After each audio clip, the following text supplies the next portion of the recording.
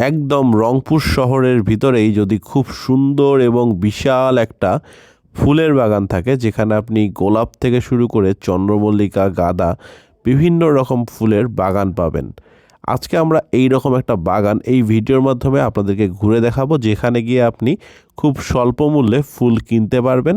এছাড়াও এই বাগানটা ঘুরে দেখতে পারবেন। বিশাল জায়গা জুড়ে এই বাগানটা অবস্থিত। শহরে আমরা যারা থাকি সাধারণত এত ফুলের বড় বাগান একসঙ্গে কিন্তু আমরা খুব একটা দেখি না।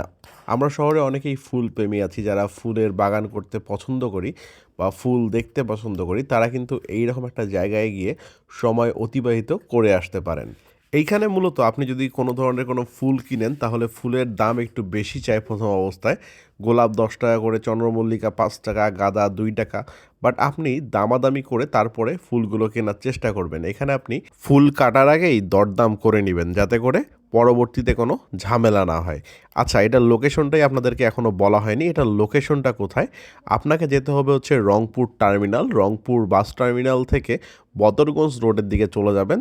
এই বদরগঞ্জ রোড ধরে যখন আপনি নজিরের হাটের কাছাকাছি আসবেন, তখন দেখতে পারবেন হাতের ডান সাইডে যাওয়ার সময় হাতের ডান দিকে পড়ে বিশাল বড় একটা ফুলের বাগান।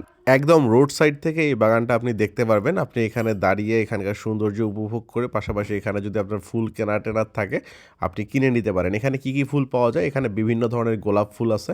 এছাড়াও এখানে বিভিন্ন ধরনের আপনার চন্দ্রমল্লিকা ফুল দেখলাম, পাশাপাশি গাঁদা ফুল দেখলাম। এরা বিভিন্ন সিজনে বিভিন্ন ধরনের ফুল আসলে চাষ করে। এর আগে গ্লাডিওলাস ছিল, আরও বিভিন্ন ধরনের ফুল তারা চাষ করছিল। এবার গোলাপের চাষটা বেশি করা হয়েছে এবং এখানে বিভিন্ন ধরনের বিভিন্ন কালারের গোলাপ দেখতে পারলাম।